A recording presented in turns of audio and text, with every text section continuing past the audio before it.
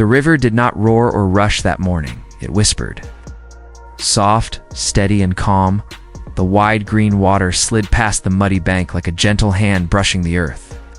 Mist hung above it, drifting slowly between the trees, thin and silver like strands of spider silk floating in the first light. The sun had not yet pushed fully above the canopy, and in that dim half-light, the jungle felt as if it were still waking up. Every sound was quiet, softened, respectful, like the whole forest wanted to protect the peace of dawn for just a little longer. A small troop of western lowland gorillas moved through the undergrowth with the same quiet energy. Their bodies were large, powerful, yet almost silent as they walked. Leaves trembled beneath their weight, but the troop never rushed. They lived. By the rhythm of the forest, and today that rhythm seemed especially slow. At the back of the group was a tiny shape, fluffy, endlessly curious. Kuma. Kuma was only a baby, barely old enough to climb low branches without tumbling back down. His amber eyes were bright, wide, always searching for something wondrous. He stopped often, sniffing a new flower, poking a beetle with gentle hesitation, or staring at sunlight caught in a spider web as if it were magic. Every step he took was a discovery, and every discovery made his world feel bigger. Kuma's favorite discovery, the one he searched for each morning, was Marina. Marina had been living near the gorillas for months, working as a ranger and researcher. She never pushed herself into their space, never tried to touch them or act like she belonged. She simply sat near the riverbank with her sketchbook balanced. On her knee, drawing the troop from a respectful distance, capturing their movements, their personalities, their quiet routines, and although most of the adults barely noticed her, Kuma always did. He would peer at her through the bushes, then shuffle closer, then pretend he wasn't watching her at all. And sometimes Marina would catch his eye and smile softly, tilting her sketchbook so he could see the shapes she had drawn. Soft charcoal. Lines forming his mother's strong shoulders, the silverback's broad chest, Kuma himself, small, round, and curious. Kuma didn't understand the drawings completely, but he recognized himself, and he would give a tiny grunt of approval, making Marina laugh under her breath. Though no words were exchanged, a quiet bond grew between them, gentle, simple, and honest. This morning, Marina was already sitting by the river, her boots pressed into the damp soil, her back resting against a smooth log. Her brown hair was tied loosely, and the cool air made small clouds of breath rise from her lips. She held her sketchbook on her lap but wasn't drawing yet. She was watching the water, sensing something different about it, heavier maybe, as if the river were keeping a secret under its dark surface. Kuma noticed it too, although he couldn't say why. Crawled toward Marina with excited little chirps, but halfway there he paused. The forest behind him felt normal, warm bodies of his troop nearby. Comforting and reliable, but the river smelled strange today, muddy, disturbed. He wrinkled his nose and glanced back at his mother, who was chewing leaves, calm as always. The silverback stood tall nearby, scanning the jungle with the slow confidence of a king. No one else seemed worried, so maybe everything was fine? Still, Kuma hesitated. From her position on the log, Marina spotted him and lifted a hand in greeting. "Hey there, little explorer," she whispered, though she knew he couldn't understand the words. Her voice stayed low, gentle, respectful. Kuma took a few steps closer, pulled by the warmth of her presence, as the river whispered behind her, brushing softly against the bank with long, wet breaths. The jungle around them glowed gold as the sun finally broke through the canopy. Birds woke and began their morning songs, bright whistles, sharp clicks, spirals of melody weaving through the mist. A kingfisher flashed blue across the water, diving for a fish, and bursting back out with droplets sparkling around it. Everything seemed alive, gentle, and full of promise. But then the kingfisher didn't return to its branch. It shot straight into the forest, wings beating hard, and the birds around them, one by one, began to fall silent. Marina frowned. Silence in the jungle rarely meant peace.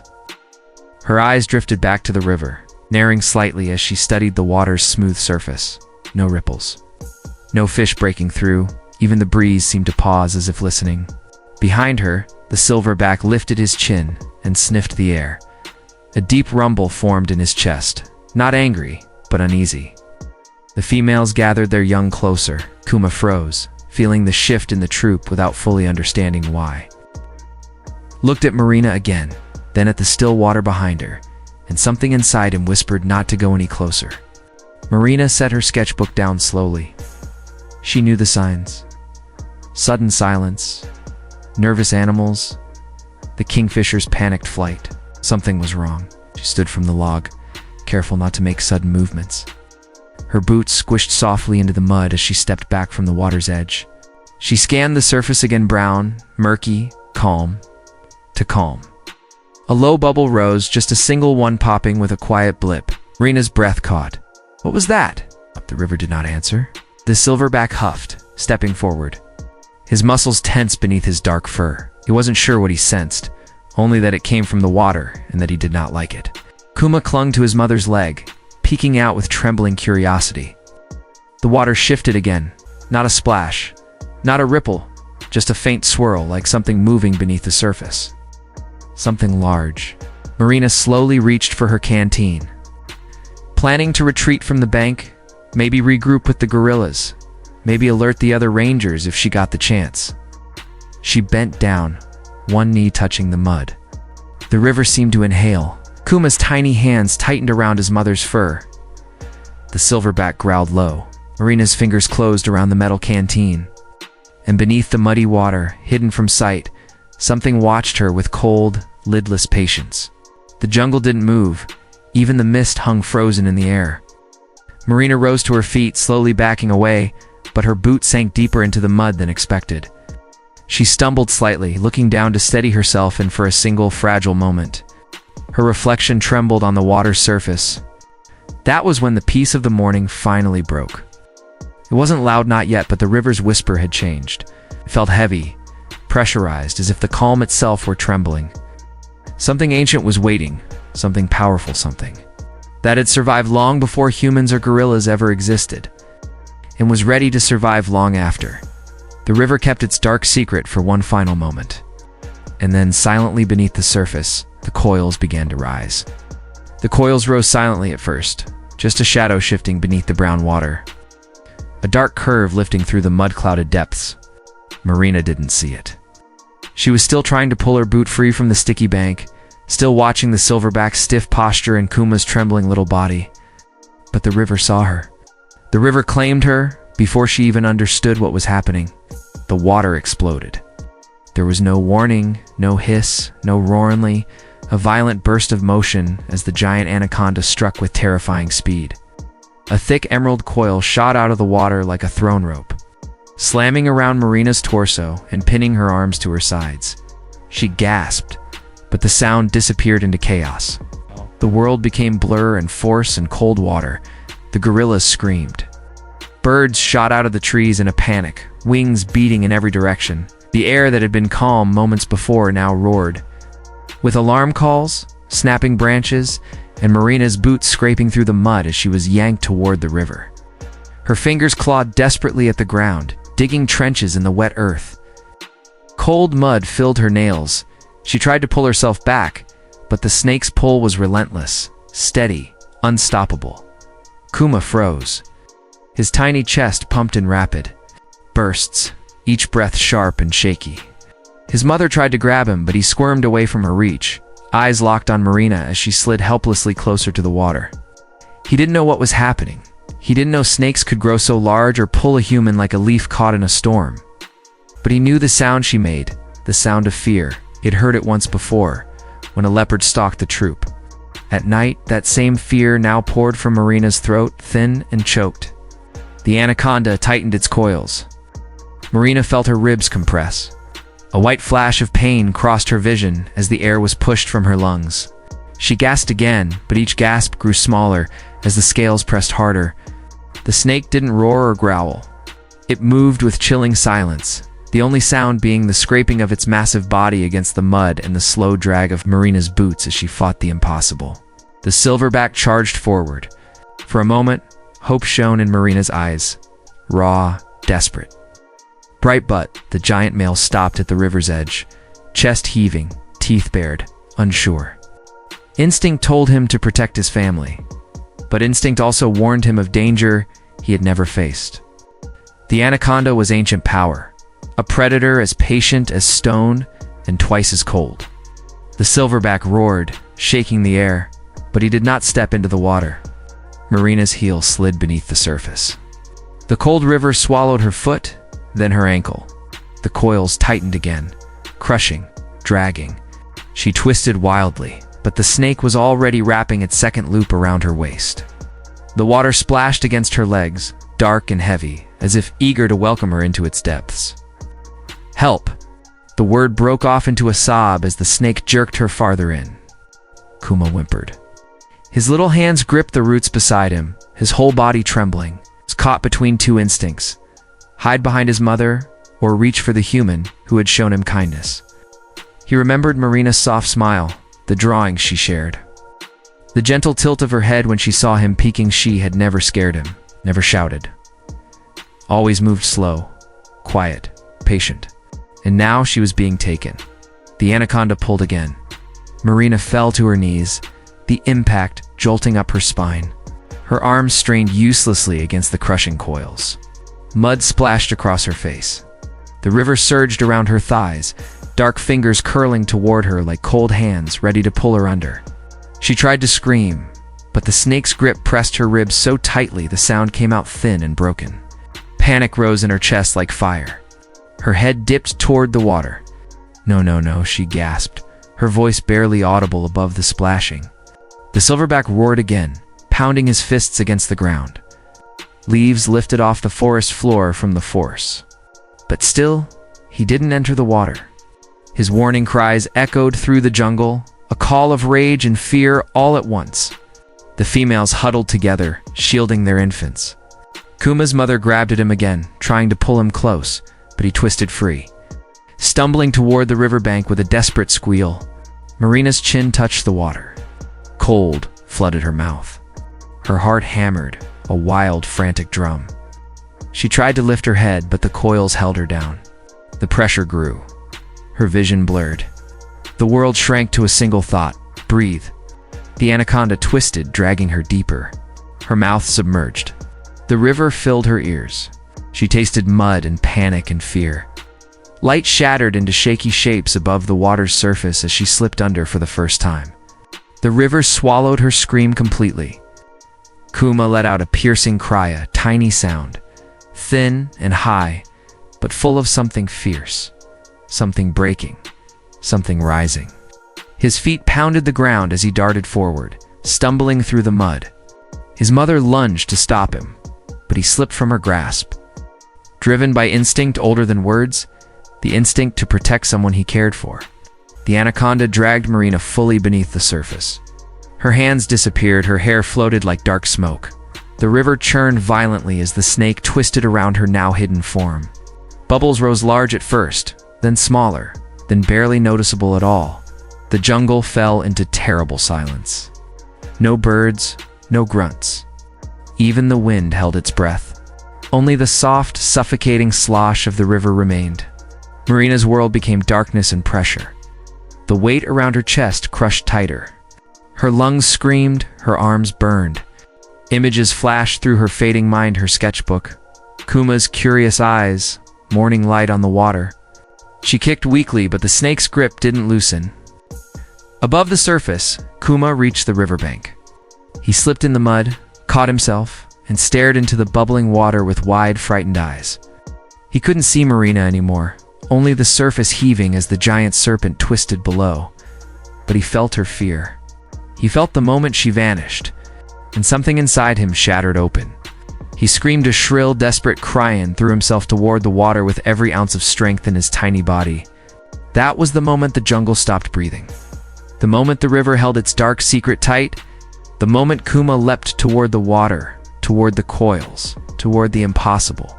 And Marina, trapped below the surface, slipped further into the waiting darkness. Kuma hit the water with a splash far too small for the danger beneath it. His tiny body sank instantly into cold darkness. The shock stole his breath, but fear didn't stop him. His arms thrashed wildly, amber eyes straining to see through swirling mud. He didn't know where Marina was, only that she was somewhere below, silent, trapped, fading. The world underwater was slow and heavy. Sound vanished. Light bent into dim beams, barely piercing the depths. In the murk, Kuma saw it, the thick, spiraling shape of the anaconda, its coils twisted around Marina's motionless body. She looked still, too still. Her hair floated like dark clouds. One arm was trapped against her chest, the other limp at her side. Tiny silver bubbles slipped from her lips. Kuma's heart hammered so hard it hurt. He didn't think, he didn't plan. He just moved. With a high, sharp cry lost to the water, Kuma swam downward, arms reaching. His tiny fists struck the snake's coils again and again, clumsy. Small, harmless, yet fueled by fear and the bond he shared with the human who had smiled at him with gentle eyes. The anaconda reacted. Its massive body jerked in surprise as Kuma slammed into an outer coil. It wasn't the force that shocked the snake, but the unexpectedness. A baby gorilla attacking a predator many times its size was something the forest itself had rarely seen. The coils loosened just slightly. Just enough. Above the surface, the river exploded again. The silverback reached his breaking point. Kuma's cry muffled and distant under the water, but filled with terror cut through every instinct holding him back. With a thunderous roar, he charged into the river. Water surged as he plunged forward, teeth bared, arms raised. The females screamed warnings, but he didn't stop. A leader does not abandon his own. His massive hand slammed into the muddy water as he dove toward the writhing coils. Underwater, the snake tightened again, trying to crush Marina and pull her deeper. But Kuma clung to the thick muscle with desperate strength. His nails scraped rough scales, his tiny lungs burning for air, but he refused to let go. Marina's eyes fluttered open just barely. Her vision blurry, her mind fading, she sensed a shift, loosened pressure around her chest. Motion in the water, bubbles rising. Her hand drifted upward, weak and trembling. Kuma reached for it. Their fingers brushed in the dimness. Above them, the silverback plunged his arms into the water, feeling blindly for movement. When his forearm brushed a massive coil, he roared bubbles into the river and dove deeper, jaws snapping. He didn't need to understand the details, only that his family was in danger. One of his smallest had thrown himself into the fight. His jaws clamped down on the serpent's body. The anaconda jolted. The coil loosened, still not fully, but enough for Marina's arm to slip free and drift upward like a pale branch reaching for sunlight. Kuma swam upward, pushing with everything he had. His chest screamed for air, spots flashed before his eyes. But he grabbed Marina's free hand with both of his tiny ones and tugged with desperate strength. Together, infant and woman rose through muddy darkness. Below them, the river churned violently as the silverback wrestled the massive snake. Turning the depths into a storm of bubbles and mud, his roar vibrated through the water in deep tremors Kuma could feel in his bones. Marina's head broke the surface. Her first breath was not a gasp, was a collapse. Air tore into her lungs like fire. She coughed hard, gripping Kuma's tiny arm as she fought to keep afloat. Kuma clung to her shoulder, dripping, exhausted, frightened, but alive. Marina turned her head, barely able to speak. "Kuma. You?" Her voice cracked, tears mixing with river water. Behind them, the surface exploded again as the silverback burst upward, water streaming off his fur. The anaconda recoiling in pain as it released its grip and vanished back into the murk, choosing retreat over war with a furious father defending his own. Marina floated on her back, too weak to swim, breath sharp and painful. Kuma wrapped his arms around her neck, trembling. The silverback waded toward them, eyes locked on Marina with a mixture of warning and protection. But when he saw Kuma's tiny hand resting on her collar, his expression softened. Slowly, Marina reached up and touched Kuma's back. He leaned into the touch, trembling. His tiny heart pounded so hard she could feel it. She wrapped an arm around him as she tried to stand in the shallows. The forest inhaled again. Birds returned to the branches. Leaves rustled softly. The mist lifted. Every creature seemed to pause and watch the quiet moment between the baby gorilla and the human he had saved. Kuma pressed his forehead gently to Marina's cheek. She closed her eyes. For a moment, the world felt impossibly still, like the river, forest, sky, and all living things bowed their heads. The silverback stepped close and touched Kuma lightly, checking him. Kuma reached out and touched Marina's jaw as if introducing her to his leader. The silverback's deep eyes met Marina's, no fear, only understanding. Marina bowed her head slightly, a silent promise of respect. The silverback accepted it and turned away to guide his troop back into the forest. Kuma didn't follow immediately. He looked at Marina once more. She looked back-soaked, bruised, breathing hard, alive because of him. "Thank you," she whispered, voice breaking. "You brave little hero." Kuma blinked, gave a soft grunt, then touched her hand one last time before following his family. The river smoothed itself back into glass. The jungle sighed, and Marina remained kneeling in the shallows, watching the troop disappear into the emerald depths, holding her chest as the truth settled in. Courage doesn't always roar. Sometimes it beats inside a tiny heart. Sometimes it rises from helplessness. Sometimes it comes from the smallest among us. The breeze carried the soft rustle of leaves across the water as the scene faded into calm once more. The jungle returned to silence, but nothing in it would ever feel the same again. The sun rose slowly over the river, turning the mist into long ribbons of pale gold. The world looked calm again, as if the forest wanted to hide what had happened the day before. But the ground refused to forget. Deep grooves carved into mud where Marina had been dragged, broken reeds leaning like frightened witnesses. The riverbank still holding the memory of a predator's strength. Marina walked quietly, moving with stiff, careful steps, her uniform torn. Ribs bruised in dark purple shapes that throbbed under her shirt. She carried her field camera and notebook.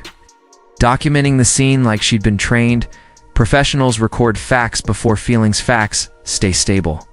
Feelings do not. She knelt and touched the mud where the snake struck. Her hand trembled, but she pressed her palm down, grounding herself. The mud was cool. The river moved in slow circles. She took a photo. Behind her, branches rustled. A soft grunt answered the sound. Marina didn't turn. She already knew who it was. The gorilla troop watched from the trees, their shapes blending with shadows. Kuma sat at the front, tiny hands on roots, amber eyes tracking her every move. Marina gave a brief glance to show she saw them, then returned to work. She didn't want to disturb the troop by acting differently after the attack. Animals sense those changes faster than humans. She stood, brushed mud off her knees. Her radio crackled. "Solana, this is base 1. Do you need extraction?" "Negative," she said. "I'm still on site." She stepped into a clearing warmed by sunlight. She lifted her shirt to inspect the bruises. Thick lines from the anaconda's body marked her torso. She dabbed cream onto swollen skin, wincing.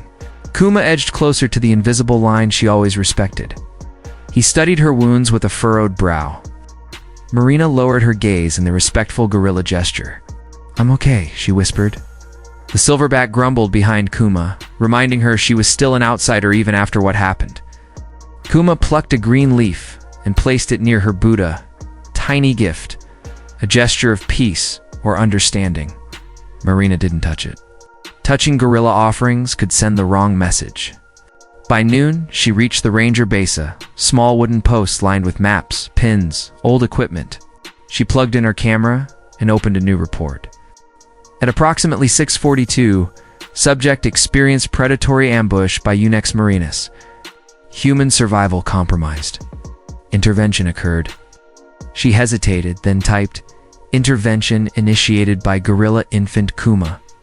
Result: partial disruption of constriction. Ranger Cordero read the report. When he reached the line about Kuma, he didn't scoff. He simply said, "Leave it.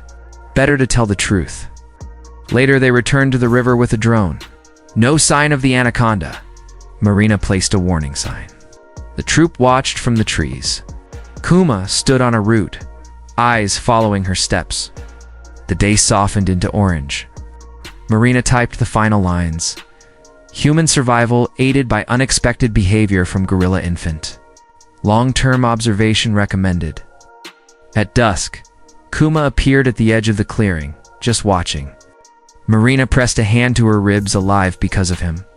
The forest exhaled with her. Some stories remain hidden. Some rest between species, written in the soil where two lives touched. Kuma blinked slowly, a quiet goodbye. Marina whispered, "Thank you, little one." Darkness settled. The jungle quieted. The next morning, the jungle's quiet felt heavy. Marina sat at her desk reviewing drone footage, mud grooves, scales flashing, Kuma leaping. She replayed it again and again. She uploaded the files. The radio crackled. Headquarters needed a full briefing. Questions poured in: distances, behaviors, intentions. They doubted. Humans preferred instinct over empathy. After the call, Marina dropped her head into her hands. Cordero murmured, "Once a story escapes the jungle, the world shapes it how it wants." By noon, calls came from everywhere: Kenya, Germany, Brazil, London. Emails flooded in, interviews, access requests. Marina's stomach knotted. The world wasn't supposed to be watching Kuma. Storm clouds built overhead. Experts debated via video call: was it instinct?